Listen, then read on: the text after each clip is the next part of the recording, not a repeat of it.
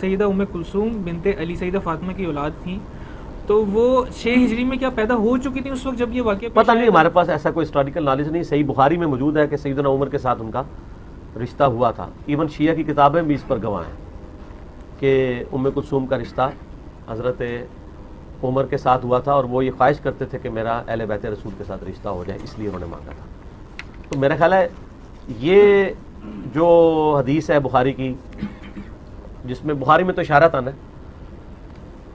یہ ناسبیوں اور رافضیوں دونوں کے لیے پھکی ہے. رافضی تو خود بھی مانتے ہیں اپنی کتابوں میں، جو شیعہ غالی شیعہ ہیں، لیکن وہ کہتے ہیں کہ یہ بس یہ زبردستی ہو گیا معاملہ، اور پھر مولا علی پہ جھوٹ باندھ رہے ہیں شیر خدا کے اوپر کہ ان کی بچی ہتھیار لی گئی ہے، نعوذ باللہ. اور دوسری طرف ناسبیوں کے لیے بھی ہے کہ حضرت عمر فاروق رضی اللہ تعالیٰ عنہ بھی اپنے لیے اعزاز سمجھتے ہیں کہ ان کی شادی حضرت علی کی بیٹی کے ساتھ ہو، تو وہ حضرت علی کو اہل بیت کے ساتھ رشتہ جوڑنے کا ذریعہ سمجھتے ہیں ان کی بیٹی کے ساتھ شادی کرنے کو. کہ کیا امیر المؤمنین علیہ السلام نے رشتہ دیا تھا ابو عمر کو یا رشتہ نہیں دیا تھا؟ یہ بہت سوال ہوتا ہے اور شیعوں کو تانا دیتے ہیں، اور یہ بہت ایام سے، یعنی نہیں، یہ عصر ائمہ علیہ السلام سے شیعوں کو تانا دیا جاتا تھا. تو اس کا اصل واقعہ کیا ہے عزیزوں؟ اصل واقعہ یہ ہے کہ یہ رشتہ نہیں ہوا ہے، اور میں آپ کو دکھاؤں گا کہ اس کا اصل واقعہ کیا ہے. یہ کتاب، اور یہ مزے کی بات یہ ہے کہ یہ کبھی حدیث نہیں دکھائیں گے شیعوں کی. اگر آپ کہتے ہو عمری علماء، آپ کا ادعا یہ ہے کہ شیعہ کتب میں موجود ہے کہ امیر المؤمنین علیہ السلام نے اپنی بیٹی عمر کو دیا ہے، ٹھیک ہے نا؟ اگر شیعہ کتب میں موجود ہے تو کتاب کیوں نہیں دکھاتے؟ حدیث کیوں نہیں دکھاتے؟ آپ کہتے ہیں علماء نے کہا، ٹھیک ہے، مانتے ہیں علماء نے کہا ہے کہ یہ رشتہ، یہ اس طرح کا نکاح ہے. تم وہ اصل واقعہ دکھاؤ، اصل واقعہ، اصل حدیث دکھاؤ کہ اس میں بات کیا ہے. عزیزو، یہ کتاب ہے الفروع من الکافی، جلد نمبر 5، صفحہ نمبر 346، باب تزویج ام کلثوم، ام کلثوم کی تزویج. اچھا، جن شیعہ علماء نے کہا ہے کہ یہ نکاح ہوا ہے، ان کا علم ناقص ہے، انہوں نے پورے احادیث نہیں دیکھے ہیں. پورے احادیث میں آپ کو دکھاؤں گا. اچھا، یہ کتاب ہے امام صادق علیہ السلام سے فی تزویج ام کلثوم.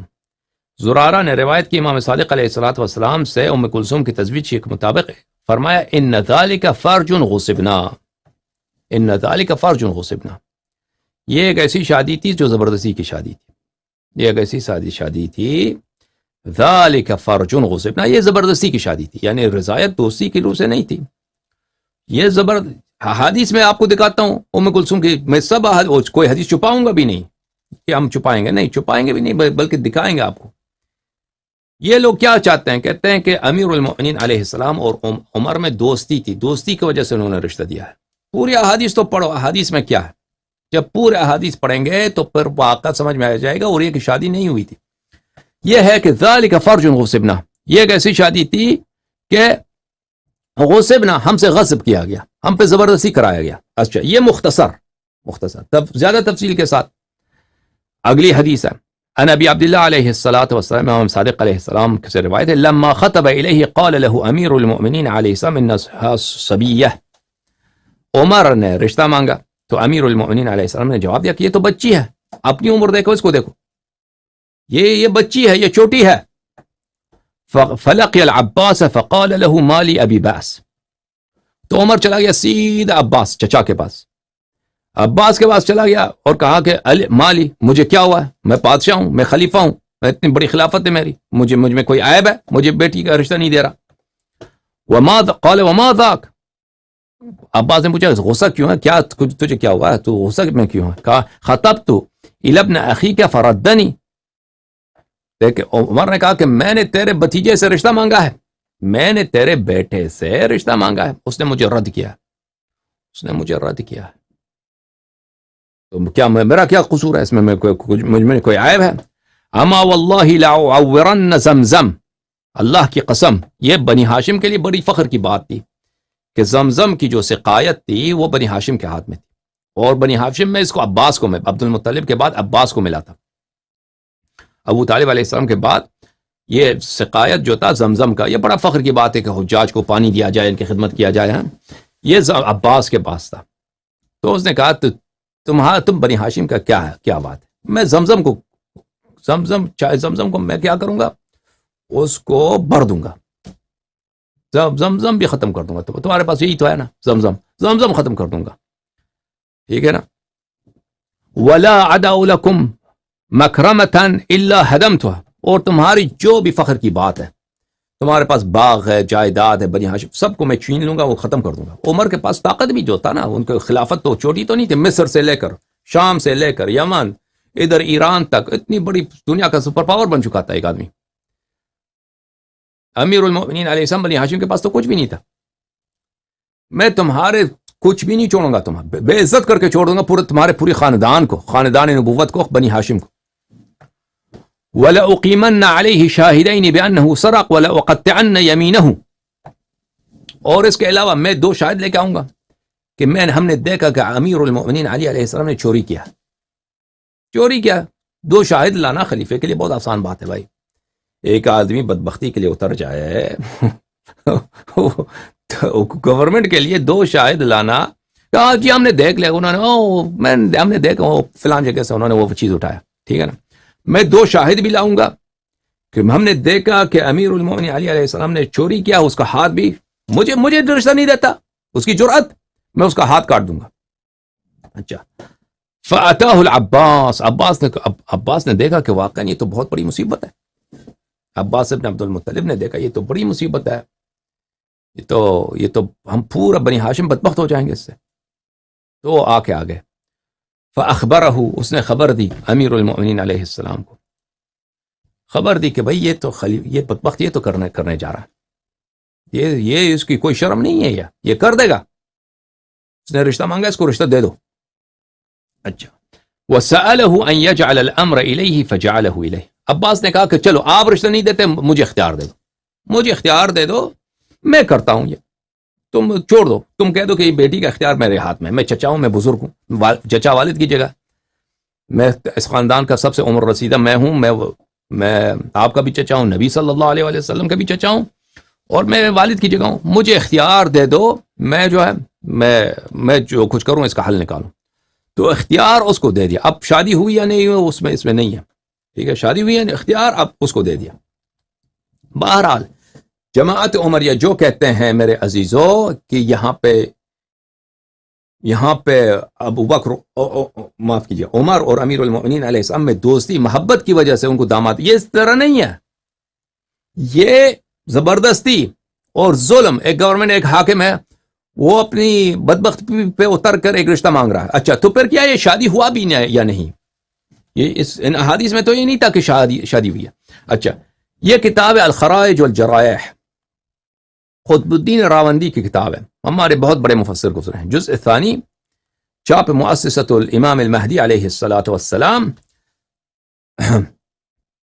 صفحہ نمبر 825، حدیث نمبر 39. عن ابی بصیر عن جذعان بن نصر حدثنا ابو عبد الله محمد بن مسعدہ حدثنا فلان عن فلان عن فلان عن عمر بن عذینہ نے روایت کی کہ ابو عبداللہ امام صادق علیہ الصلوۃ والسلام کے پاس تھے ہم. ان الناس يحتجون علينا ويقولون ان امیر المؤمنین علیہ السلام زوج فلانا ابنته ام کلثوم. کہا کہ ہمیں لوگ تانے دیتے ہیں، ہمیں شیعوں کو. امام صادق علیہ السلام کے بارگاہ میں عرض کیا کہ امیر المؤمنین علیہ السلام نے اپنی بیٹی کی شادی کرائی ہے، کس سے؟ فلانے سے کرائی ہے. جواب کیا ہے؟ اچھا، وکانت متکئا فجلس، امام صادق علیہ الصلوۃ والسلام انہوں نے تکیے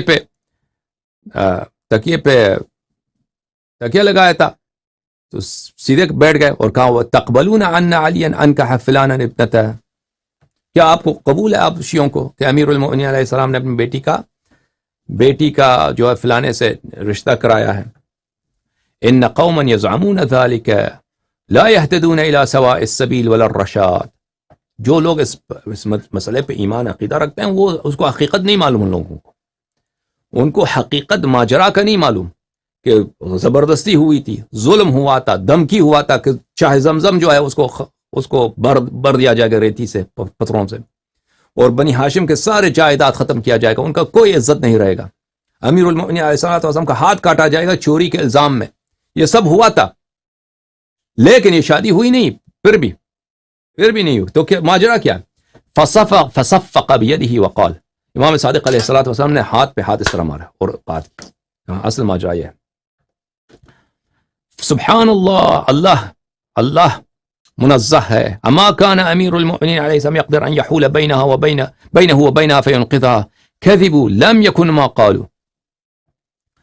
کیا امیر المؤمنین علیہ السلام کے پاس اتنی طاقت نہیں تھی کہ وہ اپنی بیٹی کو، اپنی پیاری بیٹی کو اس شخص سے نجات دیتا؟ یہ لوگ جو کہتے ہیں یہ حقیقت نہیں جانتے اور یہ جھوٹ بولتے ہیں کہ شادی ہوئی ہے. ان فلانا خطب الى علي ابنته ام كلثوم فابى علي عليه الصلاه والسلام فقال للعباس والله ان لم يزوجني لانتزعن منك السقايه والزمزم. وہ شخص آیا، اس نے امیر المؤمنین علیہ الصلوۃ والسلام سے رشتہ مانگا. امیر المؤمنین علیہ السلام نے انکار کیا. عباس کے پاس چلا گیا. عباس سے کہا کہ تو رشتہ اگر مجھے نہیں ملے گا تو میں زمزم جو ہے تجھ سے لے لوں گا اور سقایا بھی آپ سے لے لوں گا. تو عباس آئے امیر المؤمنین علیہ الصلوۃ والسلام کے پاس اور انہوں نے اصرار کیا، اور عباس نے بڑا اصرار کیا. تو جب امیر المؤمنین علیہ الصلوۃ والسلام نے دیکھا کہ یہ جو شخص جو دھمکی دے رہا ہے یہ بہت اہم دھمکی ہے، بہت بدبخت بھی اتر آیا ہے. وَأَنَّهُ سَيَفْعَلُ بِالسِّقَايَةِ مَا قَالَ، وہ یہ سب کچھ کر دے گا، زمزم چھین دے گا، سب کچھ کرے گا. أرسل الأمير المؤمنين عليه السلام إلى جنية من أهل نجران يهودية يقال لها سحيقة بنت جريرة فأمرها. امیر المؤمنین علیہ الصلوۃ والسلام نے ایک جن کو، نجران میں ایک جن رہتی تھی، اس کو پیغام بھیجا. اس کا نام تھا سحیقت بنت جریریہ، وہ یہودی جن تھی کوئی. فتمثلت فی مثال ام کلثوم، اس کی شکل اس نے اپنے آپ کو ام کلثوم کے شکل میں بنایا. وحجبت الابصار عن ام کلثوم، اور امیر المؤمنین علیہ الصلوۃ والسلام کی جو اپنی بیٹی تھی اس کو امیر المؤمنین علیہ السلام نے لوگوں سے چھپا دیا. اور وہ جنیہ جو ام کلثوم کے شکل میں آئی تھی، اس کو بعث بها الى الرجل، اس کو عمر کے پاس بھیج دیا. فلم تزل عنده حتى انه استراب بها يوما، وہ جنیہ جو تھی نا بچی کی شکل میں عمر کے گھر میں تھی.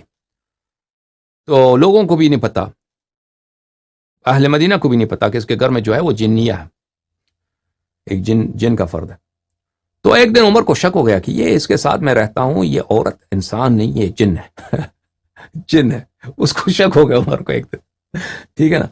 فقال ما فی الارض اہل بیت اسحر من بنی ہاشم، کہا کہ یہ جو ہے نا زمین میں اس بنی ہاشم سے بڑھ کر کوئی گھرانہ جادوگر ہیں، یہ بڑے جادوگر ہیں.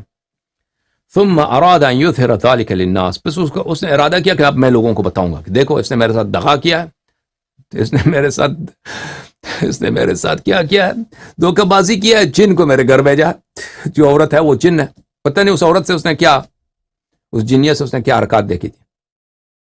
تو اس نے ارادہ کیا کہ اب میں اس کا اعلان کروں گا. تو اسی وقت کیا فقتل وحوت الميراث وانصرفت الى نجران واظهر امیر المؤمنین علیہ السلام ام کلثوم. تو پھر اسی ایام میں جو ہے عمر کا قتل ہو گیا. جناب ابو لؤلؤہ رضی اللہ تعالی عنہ وسلام اللہ علیہ نے، انہوں نے عمر کے شر کا خاتمہ کیا. تو اس نے اپنے میراث بھی چھوڑ دی اور وہ نجران چلا گیا، وہ جو جنہ تھی اپنے اہل کے پاس چلا گیا. اور امیر المؤمنین علیہ السلام نے اپنی بچی کو دوبارہ لوگوں کے لیے ظاہر کیا، جو اصلی بچی تھی، جن کو لوگوں سے چھپائے رکھا تھا اپنے گھر میں. ٹھیک ہے نا.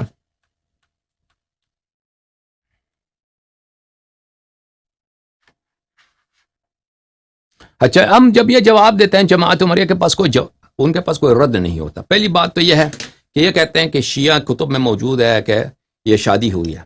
تو پوری حدیث پڑھو نا، کوئی حدیث ایسی نہیں ہے کہ یہ شادی محبت سے ہوئی ہے، دوستی سے ہوئی ہے. شادی زبردستی ہے، یہ پہلی بات. دوسری بات، یہ شادی ہوئی ہی نہیں ہے. تو یہ اس بات کا جواب نہیں ہے. ان کے پاس کیا جواب ہے؟ جب جنیہ والی حدیث سنتے ہیں وہ تو مذاق اڑانا شروع کرتے ہیں، کہتے ہیں یہ دیکھو شیعوں کے پاس یہ کیا بات ہے، جن کی بات کریں، ہاں ان کے علماء یہی کرتے ہیں بھائی. حالانکہ پورے قرآن کریم ایک پوری سورت ہے، سورہ جن ہے. ٹھیک ہے نا.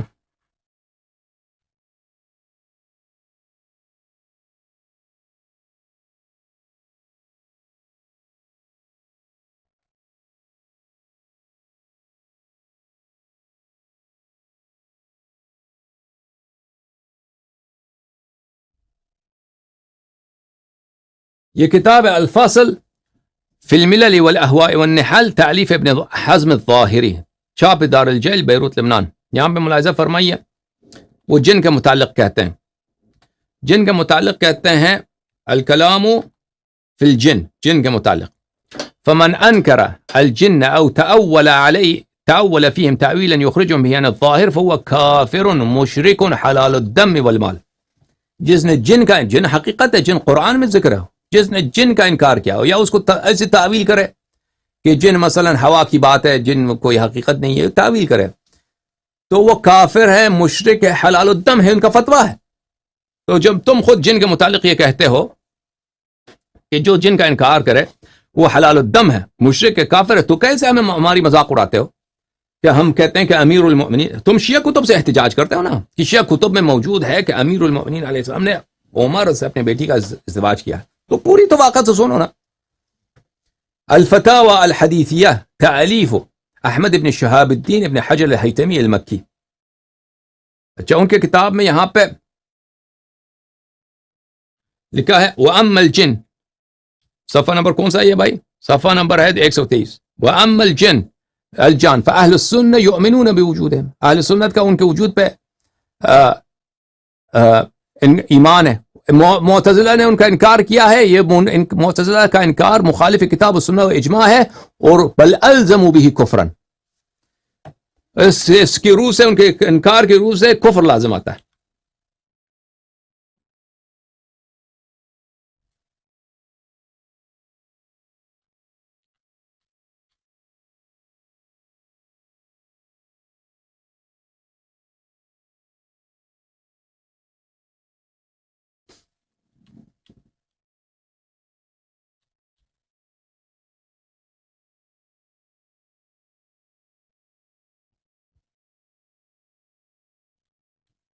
یہ تفسیر ہے روح المعانی فی تفسیر القرآن العظیم والسبع المثانی، تعلیف کس کی تعلیف ہے؟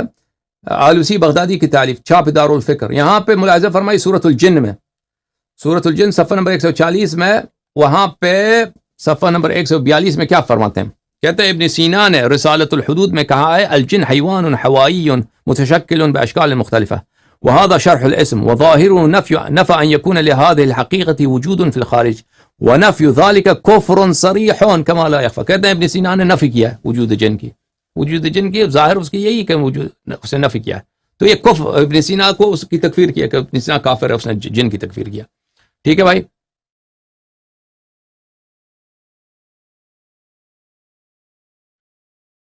عالم الجن فی ضوء الکتاب والسنہ،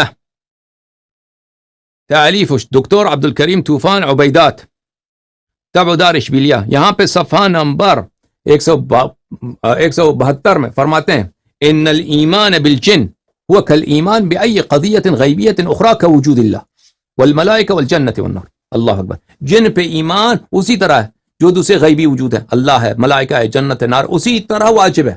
اور فرماتے ہیں وإنكار الجن يكون نقضا للإيمان من أساسه ومن أنكر معلوما من الدين بالضرورة فقد كفر۔ جو جن کا انکار کرے وہ کافر ہوتا ہے۔ ابن حجر حیتمی مکی الفتاوی الحدیثیہ میں، چاپ دار المعرفہ، یہاں پہ عزیزو ملاحظہ فرمائیں صفحہ نمبر 68، هل تجوز مناکحة الجن ام لا، جن کی نکاح جائز ہے یا نہیں، اس پہ فتویٰ دیا ہے۔ اختلف العلماء في جواز نكاح شرعا وجاء عن مالك انه اجازه ولكنه كرهه۔ مالک ابن انس نے، مالکین کا جو امام ہے، اس نے اجازت دی، کہا جائز ہے لیکن مکروہ ہے۔ وكذلك كرهه الحكم ابن عيينة وقتادة والحسن وعقبة الأصم والحجاج ابن ارطاد، بلے، اور انہوں نے، اسحاق نے روایت کی ہے کہ نبی کریم صلی اللہ علیہ وسلم نے نہیں کی ہے، اور اسی لیے نہیں کی وجہ سے اس نے کہا کہ مکروہ ہے۔ ٹھیک ہے نا، تو جواز امکان مناکحت پہ بھی ان کے علماء نے فتویٰ دیا، بہت سارے علماء نے جائز قرار دیا ہے کہ یہ چیز ہوتا ہے اور یہ جائز ہے۔ تو اس میں مذاق اڑانے والی کوئی بات ہے ہی نہیں کہ یہ کہتے کہ ہم مذاق اڑاتے ہیں، جن کا مذاق اڑاتے ہیں، یہ اپنی کفر کی دلیل لاتے ہیں۔ ان کے پاس اس مسئلے پہ کوئی جواب ہی نہیں ہے سوائے مذاق اڑانے کے۔ یاد رکھو کہ مذاق اڑائیں گے، اور مذاق اڑانا یہ ان کی اپنی کفر کی دلیل ہے، یاد رکھو یہ بات، ٹھیک ہے نا۔ بہت لمبا پروگرام ہو گیا بھائی. السلام علیکم جناب, بات کریں, بات کرو بھائی صاحب بات کریں. جی السلام علیکم. علیکم السلام. کہاں سے فون کر رہے ہیں بھائی؟ السلام علیکم, کیسے ہیں مولانا؟ الحمدللہ الحمدللہ. جی مولانا, میں آپ کا بہت ہی بڑا چاہنے والا ہوں. میں آپ کو لٹرلی میں آپ کو 7 سال سے سن رہا ہوں, جب سے آپ نے پاکستان والے ٹی وی کے ساتھ مناظرہ کیا تھا. You are like a hero in Shia community, you know Maulana. خدا آپ کو عزت دے. کہاں سے فون کر رہے ہیں آپ؟ میں انڈیا سے فون کر رہا ہوں, انڈیا گجرات سے, کہ جہاں پہ بہت ہی زیادہ عمریت پھیل چکی ہے. ٹھیک ہے نا, آپ کو یہاں خدا انڈیا آپ میں کو وزٹ سلامت رکھے. کرنا چاہیے ایک بار, ضرور ضرور آپ کو یہاں وزٹ کرنا چاہیے. میں نے بہت سی انشاءاللہ. باتیں سنی یہاں کی, بہت سارے علماء آپ کے اگینسٹ بولتے ہیں, لیکن میں ان سب کو میں جواب دیتا ہوں تو ان سب کے منہ چپ ہو جاتے ہو. یہ سب جو بدولت ہے وہ آپ کی وجہ سے ہے, کیونکہ خدا آپ آپ کی کو جو عزت. ایک ویڈیو کی کلپ ہوتی ہے وہ 50 سے 17 کتابوں کو کور کر لیتی ہے, اور حق زہرا کو بیان کرنا ہر کسی کے لیے بولتے ہیں نا یہ پاسبل نہیں ہوتا. یہ تو چھٹے امام نے کہا کہ جب کوئی ہمارے بارے میں بولتا ہے, ہمارے حق کے بارے میں, تو وہ نہیں بولتا, ہم بلواتے ہیں. تو یہ آپ کی ماشاءاللہ. وجہ سے مجھے توفیق ملی ہے کہ خدا آپ کو میں عزت. بول پا رہا ہوں. جی جی, میرا نام ویسے عباس ہے, اینڈ آئی عباس صاحب, ایم خدا بگ عزت. فین آف یورز مولانا. خدا آپ جی کو جی سلامتی جی, اور رکھے. مجھے آپ سے یہ پوچھنا ہے کہ مجھے ایران میں حوض میں ایڈمیشن لینا چاہیے یا مجھے نجف میں پڑھنا چاہیے, میں کیا کروں؟ ابھی اس کا جواب آن لائن مجھے لے لیں کہاں بھائی, ٹھیک پڑھنا ہے نا. چاہیے؟ آپ آن لائن اس کا جواب لے کیا؟ لیں, ٹھیک ہے. آن لائن جواب لے لیں, جواب سن لیں, میں جواب دیتا ہوں. اوکے, خدا حافظ. Okay okay okay, thank okay, you. سلامت رہیں. خدا آپ کو عزت دے. دیکھیں, یہ سوال کرتے ہیں کہ میں ایران میں جاؤں, قم میں یا نجف اشرف میں. دیکھیے, بات یاد رکھیے کہ جو دینی تعلیم قم میں دیا جاتا ہے یا نجف اشرف میں دیا جاتا ہے, بالخصوص قم میں, وہاں پہ بہت سارے ایسے مسائل ہیں جو بالکل کفر ہیں. کفر کے نام پہ یعنی ایسے مطالب ہیں جو سر عام پڑھائے جاتے ہیں, کفر محض ہے. اور وہاں کے علماء بہت غلط عقیدے کے حامل ہیں. اکثر علماء, بالخصوص آپ ہندوستان پاکستان کے جو طالب علم جاتے ہیں, وہ ان مدارس میں جاتے ہیں جو بالکل حکومت کے کنٹرول میں ہے اور ان کے انٹیلیجنس منسٹری کے کنٹرول میں ہے. اور آپ کے سب اساتید جو ہیں وہ کئی فلٹر سے گزرتے ہیں, وہ سب آپ کے اساتید جاسوس ہیں, اور آپ کے جو چپراسی ہیں وہ بھی جاسوس ہیں, اور جتنے لوگ ہیں ان کا سب کا یہی ہے کہ آپ کا ذہن واش کیا جائے اور حکومت ایران کی سیاست پھیلانے کے لیے آپ کو بہتر سے بہتر مہرہ بنایا جائے. لیکن اس میں دین کی کچھ باتیں آپ سیکھیں گے, ایسی بات نہیں کہ آپ دین سے بالکل بے خبر رہیں, لیکن اس کے ساتھ ساتھ آپ باطل باتیں آپ کے ذہن میں ڈال دیا جائے گا. ٹھیک ہے نا, یہ قوم کی المیہ ہے. لیکن اگر آپ قم جائیں اور وہاں پہ اگر آپ سمجھتے ہیں کہ قم جا کے آپ بڑے عالم بھی بنیں گے نا, زیادہ سے زیادہ جواد نقوی بنیں گے, شہنشاہ نقوی بنیں گے نا, اس کا کیا فائدہ؟ اس کا فائدہ کیا ہے؟ یعنی اس کا تو ضرر ہے. آپ دین پہ چاپے ماریں گے نا, دین کا ایک چور بنیں گے, ڈاکو بنیں گے. میں اس کے بات کا توصیہ نہیں کرتا کہ آپ لوگ قم چلے جائیں. نجف اشرف میں بھی جائیں تو نجف اشرف میں بھی ایران کا بڑا اثر ہے, ان کے مدارس بھی ایران کے ہاتھ میں تقریباً, اور وہاں پر اتنا کفر نہیں ہے جتنا قم میں ہے. صحیح بات ہے کہ قم علناً نجف میں نہیں پڑھایا جاتا, جیسے فلسفہ, عرفان, تصوف, ولایت فقیہ, یہ کفریات قم میں پڑھائے جاتے ہیں, یہ نجف اشرف میں نہیں پڑھایا جاتا. ادھر کچھ بہتر ہے, آپ کو روایتی علوم کچھ سیکھنے میں مدد ملے گا, لیکن وہاں پہ بھی آپ جو ہیں دین کی بات اس طرح نہیں سیکھیں گے جیسے میں آپ کو بیان کرتا ہوں, اس طرح کہیں نہیں سیکھیں گے آپ. لیکن وہاں پہ آپ کو کچھ ابتدائی باتیں, مثلا عربی کے گرامر آپ کو آ جائے گا, عربی پڑھنا آپ کو آ جائے گا, بس اتنا فائدہ ہے, اس کے علاوہ اتنا فائدہ نہیں ہے. باقی چیزیں جو وہ پڑھائیں گے, اغلب عقائد میں سے کچھ باتیں ان کی صحیح ہیں, بہت ساری باتیں جو ہیں وہ اس کا دین سے تعلق نہیں ہے. اغلب چیزیں جو نجف اشرف میں بھی پڑھائی جاتی ہیں اس کا دین سے تعلق نہیں ہے. تو راہ حل کیا ہے؟ راہ حل یہ ہے میرے عزیز, اگر آپ واقعا عالم دین بننا چاہتے ہیں تو عربی سیکھنے سے کوئی چارہ نہیں ہے.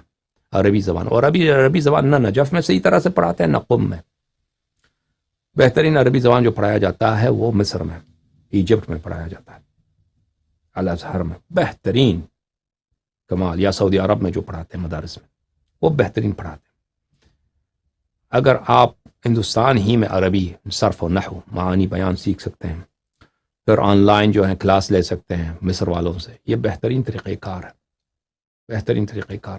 اس کے بعد جو ہے، اس کے بعد بہترین یونیورسٹی دنیا کی میں آپ کو بتاتا ہوں، بہترین یونیورسٹی دنیا کی جو آپ کے گھر آیا ہوا ہے، بہترین حوزہ جو آپ کے گھر آیا ہوا ہے، یہ پروگرام ہے. یہ پروگرام میں اپنی تعریف کے لیے نہیں کہہ رہا، اس طرح پروگرام نہ آپ کو کہیں نہیں ملے گا، کہیں نہیں ملے گا. یعنی سب دین کی باتیں خالص محنت کے بعد بہت آسان الفاظ میں آپ تک پہنچا رہا ہوں. اگر آپ میرے اسپیچز کو فالو کریں کئی سالوں تک، آپ بڑے علامہ سے بڑا علامہ بن جائیں گے. ٹھیک ہے نا، بہت بڑے بنیں گے آپ. السلام علیکم جناب، بات کریں بھائی انگلینڈ والے. السلام علیکم. السلام علیکم، کیسے بھائی؟ یا علی مدد، یا علی مدد. یو کے سے فون کر رہے ہیں بھائی؟ جی میں لندن سے بات کر رہا ہوں، میرا نام تفسیر حیدر ہے. وسیع حیدر صاحب کیسے ہیں؟ الحمدللہ، دعائیں آپ کی. الحمدللہ حاضر صاحب، الحمدللہ. آپ کا بیان جو ہے جید اور کافی یعنی کہ جامع ہے، اور خدا آپ کو میں عزت سمجھتا دے. ہوں کہ کافی یعنی جو ہمارے شیعہ حضرات ہیں ان کو اصلی جو ہمارے عقائد ہیں ان کا علم حاصل ہو رہا ہے آپ کے الحمدللہ. بیان کے ذریعے. تو قبلہ، میں یہ جو غدیر کا واقعہ ہے اس کے متعلق دو چار باتیں کرنا چاہتا ہوں. جی یہ کہ یہ جو عمری حضرات جو ہیں وہ جی اس کی تعویل اس طریقے سے کرتے ہیں کہ گویا مولا کے معنی دوست کے ہیں. جی ٹھیک ہے، تو عقل والا انسان سوچنے پہ مجبور ہو جاتا ہے کہ اس کا کانٹیکسٹ دیکھیں، واقعے کا کانٹیکسٹ. بالکل حج بالکل. نیا نیا اختتام پذیر ہوا ہے، گرمی کا عالم ہے، صحرا میں موجود ہیں. ٹھیک ہے، سب اور اپنی حاجی موت جو کا ہیں، خبر دے رہے ہیں، اپنی موت کا خبر دے کہ میں مرنے والا ہوں کچھ دنوں کے بعد. ٹھیک ہے نا، بالکل یعنی کہ بالکل آخری لمحہ ہے ان کی ظاہری زندگی کا. بالکل بالکل. ٹھیک ہے، تو اس کانٹیکسٹ میں وہ سب حاجیوں کو یعنی کہ جمع غفیر کو ایک مقام پہ صحرا کے ویران میں جمع کر کے وہ اونٹنوں کے پالانوں کا منبر جو ہے وہ بنا کے تو بالکل اتنا بڑا اعلان کر رہے ہیں، اور یہ کہتے ہیں کہ وہ مولا کے معنی صرف دوست کے ہیں. ٹھیک ہے، تو آپ کے دوست ہیں، دشمن نہیں ہے. ہاں آپ کے جی بالکل. تو اگر آپ قبلہ اگر آپ دیکھیں کہ اسلامی تاریخ میں 63 سالہ زندگی میں انہوں نے کسی اگر دوست کے معنی ہے تو دوسروں کے لیے یا کسی اور فرد کے لیے اتنا اہتمام کیا تھا. بالکل. اور کوئی بات بھی نہیں نا وہاں پہ کوئی ایسا جھگڑا بھی نہیں ہے، کسی نے نقل نہیں کیا کہ وہاں پہ کوئی جھگڑا ہوا ہو، کوئی تو میں ہوا ہو کہ بھئی اعلان کرنا پڑا ہے، آشتی کرانا پڑ رہا ہے نا. ایسی کوئی بات بھی نہیں ہے. بالکل. اگر وہاں پہ چلے کوئی ہاں اگر کوئی جھگڑا ہوا ہے، اگر جھگڑا ہونا بھی تھا نا، اگر چلو مان لیتے ہیں جھگڑا ہوا ہے کچھ لوگوں سے، ان کو کہنا تھا نا، سب کو کیوں روک دیا ہے بھائی خطبہ کے لیے؟ ان سے کہنا تھا کہ بھئی یہ اچھا آدمی، نیک آدمی، آپ کا دوست ہے جس کا. اور یہ فقرہ بھی کہنا، یہ فقرہ بھی غلط ہے کہ جس کا میں دوست ہوں یہ ان کے دوست ہیں. بالکل. اگر سب سے لڑائی تو نہیں ہوئی ہے نا، دیکھیں سب سے آزردگی تو نہیں ہے. آزردگی اگر ہوئی ہے 2 3 4 5، اگر یہ تو ہے ہی نہیں، آزردگی کی کوئی بات ہے ہی نہیں بھائی. وہ جو آزردگی کی بات ہے وہ 2 سال پہلے کی بات ہے. 2 سال پہلے سفر یمن کیا اس کی بات، اس وقت رسول پاک صلی اللہ علیہ وسلم نے اس کی جواب دیا تھا. اب غدیر خم میں اگر چلیں کچھ صحابہ جو ہیں دل گرفتہ ہو گئے، ان سے کہنا تھا کہ بھئی یہ اچھے آدمی ہیں، نیک آدمی ہیں، ان سے دل گرفتگی نہ رکھو. اس طرح کہنا چاہیے تھا. یہ جملہ کہ جس کا میں دوست ہوں جس کا میں دوست ہوں یہ اس کے دوست ہیں یہ اس کی مناسبت ہی نہیں رکھتا. نہیں ہے نا، بالکل بالکل کوئی مناسبت نہیں ہے کہ کہ یہ جس کا میں دوست ہوں علی اس کا دوست ہے، یہ کوئی بات ہی نہیں بنتی. اور اگر کسی اور کے لیے ایسا اہتمام نہیں کیا تو یہ جو مخصوص واقعہ ہوا ہے زندگی کے بالکل اینڈ پہ، ٹھیک ہے، یہ جو واقعہ ہوا ہے یہ اس کی انفرادیت اس بات کی دلیل ہے کہ یہ کوئی مخصوص اور اہم پیغام تھا. بالکل. تو یہ تو کسی عادی عقل والے انسان کو بھی اس یعنی کہ سوچنے پہ مجبور ہو جاتا ہے. تو ان کی بس ایک ہی تجزیہ یا علی مدد آتا ہے کہ وسیع حیدر صاحب، یا علی مدد. خدا حافظ، بہت مہربانی آپ کی. سلامت.